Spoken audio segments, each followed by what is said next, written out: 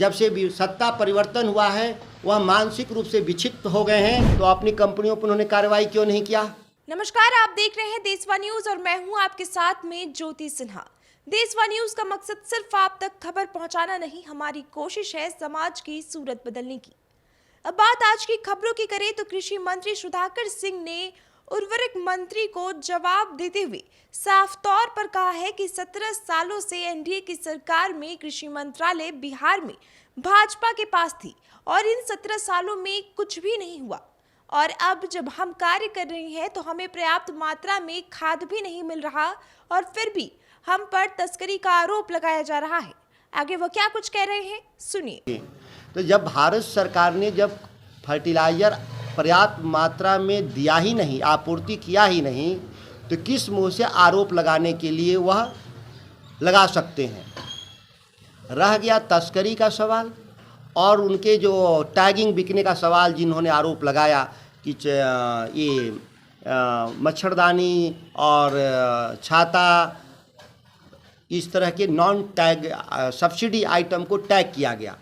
यह पिछले कई सालों से, जिसकी बात हम इसलिए नहीं कर रहे हैं कि ये कई सालों से ये काम चल रहा था बिहार में।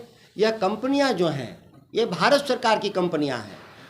जब केंद्रीय मंत्री जानते हैं कि भारत सरकार की कंपनियां बिहार में, बिहार के साथ बिहार को एक उपनिवेश के रूप में देखती हैं, वह एक कंज्यूमर स्टेट के रूप में देखती हैं और वो तरह तरह से बिहार के किसानों को प्रताड़ित करती हैं, जो उनके पास पर्याप्त आंकड़े और साक्ष्य पहले से ही हैं, जिसकी मैं बार बार चर्चा कर रहा हूँ, तो अपनी कंपनियों पर उन्होंने कार्रवाई क्यों नहीं किया? साफ कानून में लिखा है, उर्वरक एक्ट में, कि कोई भी फर्टिलाइजर अगर सब्सिडी से ज़्यादा ऊंचे दाम पर बिकेगा बाजार में तो उसको सब्सिडी नहीं दी जाएगी। सब्सिडी कौन देता है? भारत सरकार। किसको देता है? भारत सरकार अपने कंपनियों को देता है। तो जब आप स्वीकार कर रहे हैं कि बिहार में आपने ऊंचे मूल्य पर सब्सिडी बेचा, तो आप किस आधार पे उस कंपनियों को सब्सिडी देने का काम किया?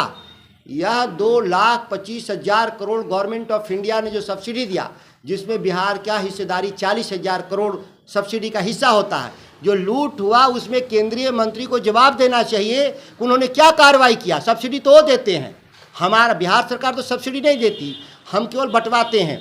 बंटवाने की क्रिया में जब आपने कम दिया तो कृत्रिम जो संकट पैदा हुआ, उस कृत्रिम संकट से बिहार के किसानों को परेशानी हुई। यह बात किसी से छुपा हुआ नहीं है।